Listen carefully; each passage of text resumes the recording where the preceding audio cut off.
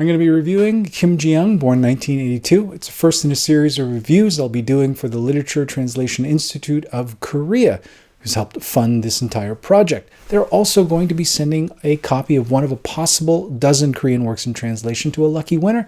Details about how you can win that copy at the end of this video, so stick around. Kim Jiyoung is 33 years old and lives on the outskirts of Seoul, South Korea with her husband and one-year-old daughter. It's September, much like it is right now, and the weather's cooling, the leaves are changing color, when she starts to exhibit some strange behaviors. At first, she starts mimicking her mom and then a dead classmate, but not just imitating them, really inhabiting the individual characters as if she believed that she was them. After a really awkward incident in her in-laws, her husband, freaked out, takes her to see a psychiatrist.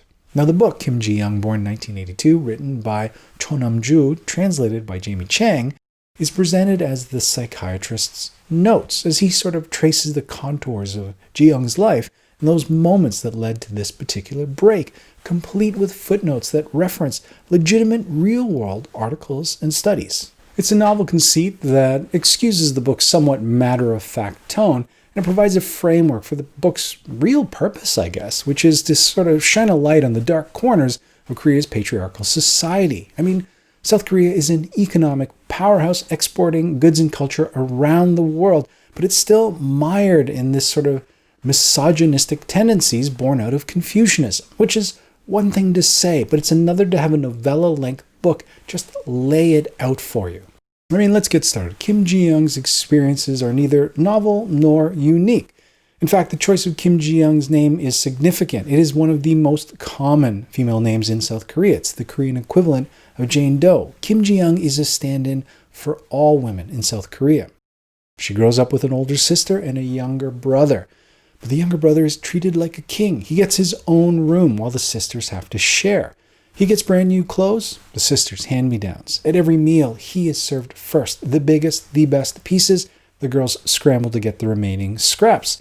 The girls, from a very young age, help around the house with the mopping, the meals, the laundry, while he remains idle and pampered. In elementary school, Jiyoung endures the taunts and bullying of the boys, having it all dismissed with the common refrain, "Oh, boys will be boys."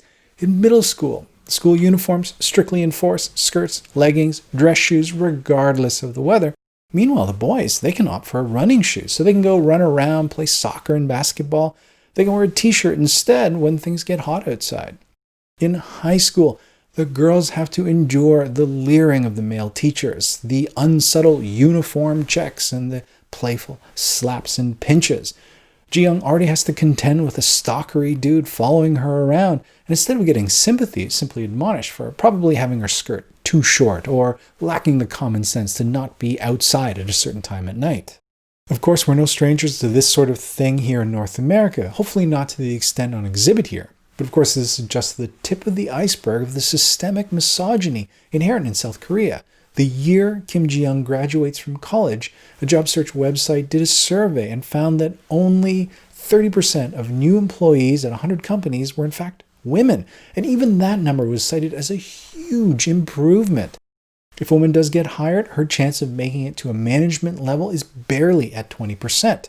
40% of women never take maternity leave, and quite a few women simply quit as soon as they have children. Of course, it's presented as a reasonable thing. You would think the higher wage earner would be the one that would continue to work. But the thing is, in Korea, it's always the husband. South Korea has the largest wage gap of all developed nations. Women make 63 cents to every dollar a man makes. The Economist calls South Korea the worst developed nation to be a working woman. Jiyoung does land a job at a marketing agency, but soon finds herself making coffee every morning according to each individual tastes, ordering lunches, clearing out dishes. Despite the fact that she works harder and is clearly more competent than many of her male coworkers, she is constantly passed up for promotion, justified because it's perceived that it is inevitable. She's going to get pregnant and leave. And have I mentioned the spy cams? The epidemic in South Korea of hidden video cameras in women's change rooms and washrooms. The footage regularly uploaded to porn sites. So it's gotten to the point where it's not uncommon in any woman's washroom to see every crack and crevice completely wadded up by bits of toilet paper. It's a lot. And it's not exactly wrapped up in lyrical pose. I mean, this is just barely a notch above a clinical report. And yet it was such a fascinating read in a sort of car crash sort of way. I mean, this is an examination of a country and a culture that is horrifyingly familiar and yet so far beyond backwards as to make me feel a little bit reassured as to how we're doing here. It's kind of like watching American news as a Canadian. And this felt like the perfect explainer for Hong Kong's The Vegetarian, the needed companion piece that adds context, that much needed context to Youngie's strange story. And it made a huge splash when it was released in 2016. Months prior to the book's release, a woman was brutally murdered in Gangnam. The accused, testifying in court, admitted that he was constantly being ignored by women and simply couldn't take it anymore and decided to take it out on a completely random woman. Just another disgruntled incel resorting to violence. And this incident would gain additional momentum as worldwide the Me Too movement was garnering headlines. The book would go on to sell millions of copies. A film adaptation was put into the works. The National Assembly bought it for the entire legislative body, and it was even given to the president to read. But this sort of entrenched sexism isn't easily swayed. There was the expected petulant male whining and fragile butthurt backlash.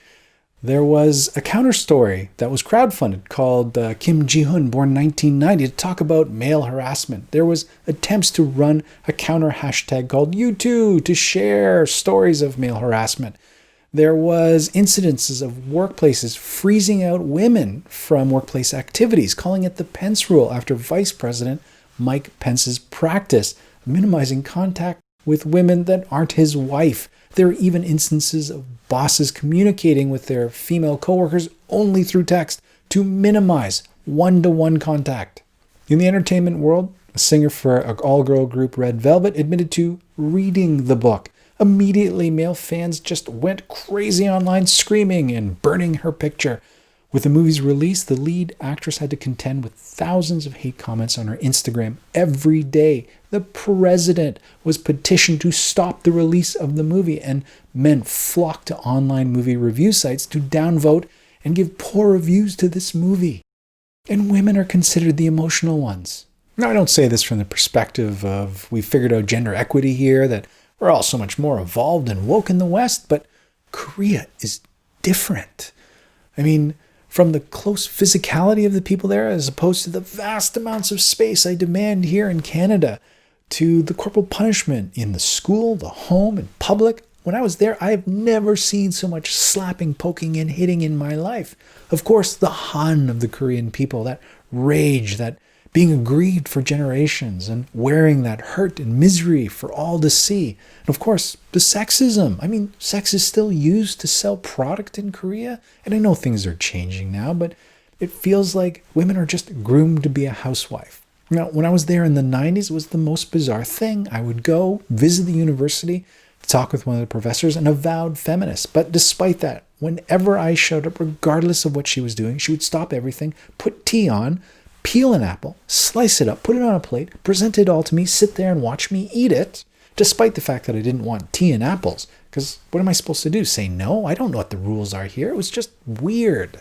This book feels like a key, adding context and insight to Korean culture. It's this sort of undercurrent that informs other books like The Vegetarian. It's another color to add to the reader palette when reading Korean works. The sexism and misogyny may not be explicitly stated, but it is there in the background. And for that, I thought this was a great read. So, Kim Jiyoung, born 1982, is just one of the many Korean works in translation available in 2020. It's a virtual cornucopia of books, and I want to send you one. So, anyone, anywhere in the world that Amazon, Book Depository, or Indigo ships to has a chance of winning. All you have to do is subscribe to this channel, leave a comment which of the 12 books that you would like to get and why. Now, a list of all 12 books will be on my Instagram, where you can also leave a comment with the book that you would like and why for another chance to win a copy of a book. I'll announce the winners or contact them at least at the end of October, and there'll be subsequent chances to win additional copies in subsequent videos, so keep watching. Anyway, thanks again to the Literature Translation Institute of Korea for funding this and putting up with all of this and sending some of these Korean books to some lucky winners out there. That is it for me this week. I hope you all have a great week of reading, and we'll talk to you soon.